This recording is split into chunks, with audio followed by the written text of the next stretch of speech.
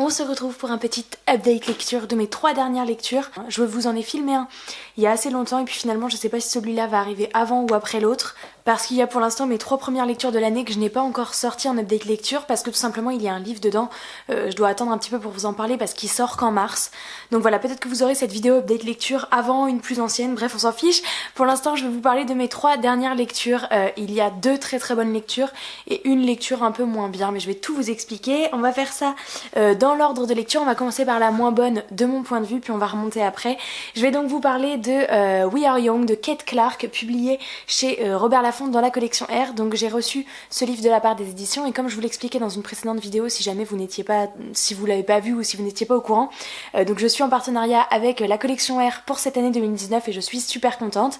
Et donc il fonctionne un petit peu différemment de tous les partenariats que j'ai puisqu'ils envoient absolument l'intégralité de toutes les sorties de l'année 2019 sans qu'on choisisse. Donc ce qui permet un petit peu de nous faire découvrir des lectures vers lesquelles on se serait pas forcément tourné. Et c'est donc pour ça que j'ai reçu celui-ci de Kate Clark qui est donc un contemporain et que je n'aurais absolument pas demandé évidemment si je n'avais pas été en partenariat ou je ne l'aurais pas acheté en tous les cas.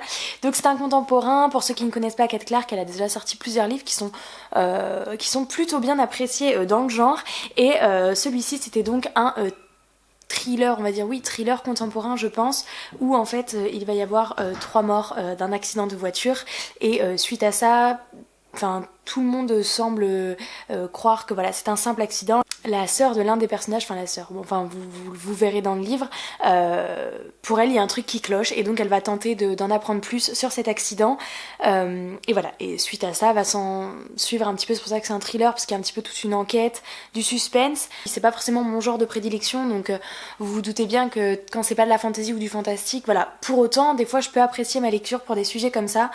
Là pour plusieurs raisons j'ai pas spécialement aimé, enfin ça a été quand même une lecture que j'ai dévorée, c'est-à-dire qu'il y a quand même un côté addictif et même si j'étais pas à fond dedans, et ben il y a quand même un truc qui fait qu'on le lit. Donc la plume de l'auteur est quand même assez addictive, c'est des chapitres qui sont relativement courts et qui font quand même un rythme au récit qui est agréable et que j'ai bien aimé. Malgré ça l'histoire, en fait ce qui m'a déplu c'est que j'ai senti venir dès le début la raison. Enfin la chute de l'histoire. Alors il y a des petites choses que j'avais pas forcément vu venir, notamment dans l'intrigue, vraiment sur la fin, il y a un truc qui m'a beaucoup plus captivée que l'intrigue principale, mais l'intrigue principale, je l'avais vu venir et du coup c'est ça qui a gâché. En fait dès le début j'ai dit bah je sens que ça va être ça et c'était bien ça et du coup je sais pas si c'était vraiment une grosse surprise que l'auteur voulait faire ou si on était censé pouvoir quand même le trouver au long du récit, mais j'aurais aimé être vraiment sur les fesses et ça a pas été le cas.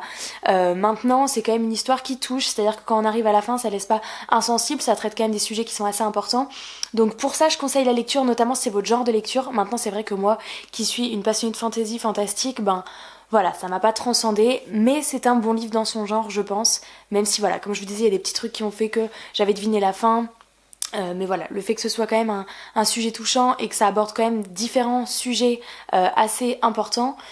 Le côté avec la plume qui est quand même assez addictive et qui se lit super vite. Je l'ai lu en une journée, hein, donc le livre, si j'avais pas du tout aimé, je l'aurais pas lu aussi vite. Donc voilà, pour toutes ces petites choses, c'est à vous de vous faire votre propre avis. Moi, je vous donne le mien. C'est vrai que je suis assez mitigée sur ce livre, mais voilà, pourquoi pas tenter si vous avez déjà lu de cet auteur ou si vous voulez la découvrir. Ma deuxième lecture, et je l'ai finie ce week-end, bon enfin ça veut rien dire pour vous donc on s'en fiche, c'est Un palais de colère et de brume de Sarah J. Maas, publié chez La Martinière Jeunesse Fiction. Le tome 1 avait été, ouais, ma meilleure lecture de 2018 et donc j'en attendais vraiment énormément de ce tome 2 et c'est un nouveau coup de cœur, coup de foudre, intergalactique, tout ce que vous voulez. Cette saga je l'aime d'amour. Alors il faut savoir que c'est quand même un très beau bébé puisqu'il fait 720 pages, mais il se dévore. Alors bon, on va reprendre tout depuis le début. Le tome 1, donc Un palais d'épines et de roses, c'est une réécriture du conte de La Belle et la Bête. On va suivre Fer qui vit avec ses 2 sœurs et son papa dans une petite chaumière. Et en fait Fer doit un petit peu tout faire pour Fer doit tout faire, ouais, pour subvenir aux besoins de sa famille. C'est elle qui chasse, c'est elle qui s'arrange pour qu'il y ait un petit peu des ressources et pour que voilà, pour que sa famille puisse vivre malgré le fait que personne lui en est reconnaissant à la maison. Elle s'est jamais trop sentie à sa place. Bref, et un jour en chassant, elle va tuer un loup qui s'avérait être un faé qui appartient donc au peuple des immortels de l'autre côté du mur. Et à partir de ce moment-là, sa vie va basculer puisque les faés, les immortels vont venir la chercher en lui disant tu as pris une vie chez nous, donc nous prenons la tienne, soit tu meurs, soit tu nous suis et tu dois être eh bien enfermée à vie du côté des immortels. Voilà, c'est le prix à payer. Donc eh bien qu'est-ce qu'elle fait? Elle part du côté des immortels, d'où le petit côté avec la réécriture de La Belle et la Bête, puisque voilà, la comparaison avec la Belle qui est enfermée dans le château de la Bête. Elle va donc y découvrir Tamlin, qui est un immortel.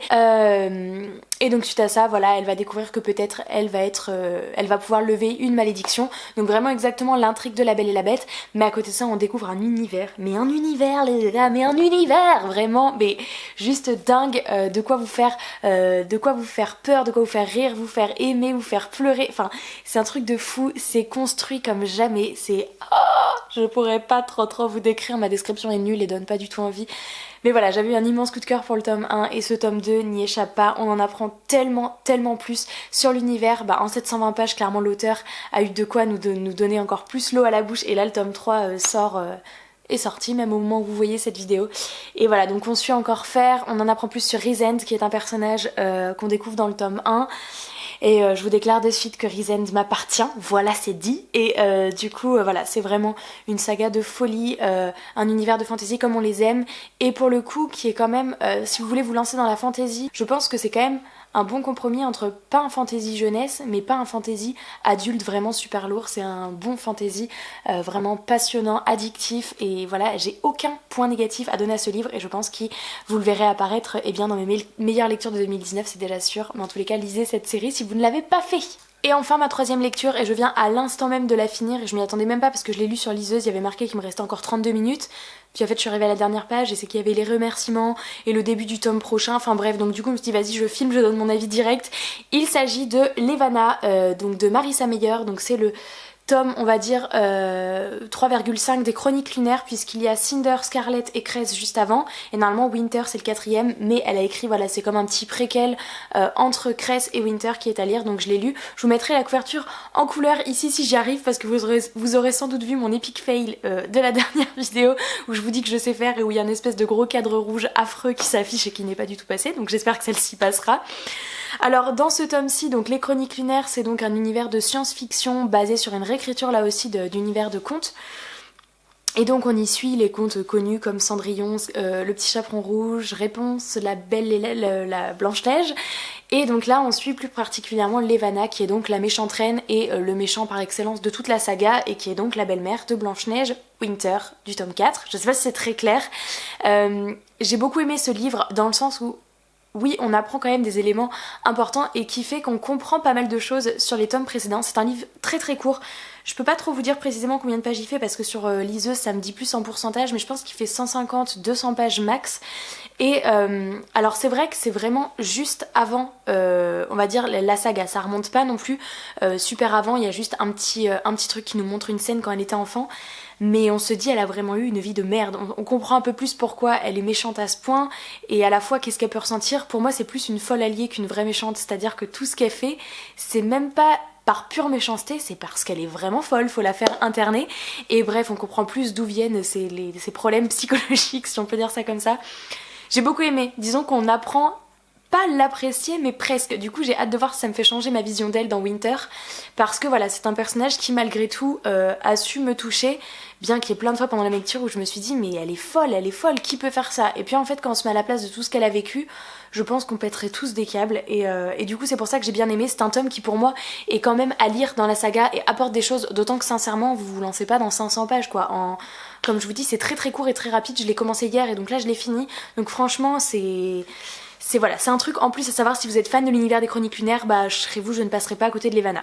Voilà, cette update lecture est terminée, j'espère qu'il vous aura plu, et du coup moi je vais me jeter sur une autre lecture. Je sais pas trop encore ce que je vais choisir parce que je viens juste de finir Levana, mais de toute façon vous le saurez dans le prochain update lecture. N'hésitez pas à me dire si ces lectures vous font envie, si vous les avez lues, tout ça, comme d'habitude, vos petits avis, vos petits retours, et puis moi je vous fais de gros bisous et je vous dis à très bientôt. Ciao!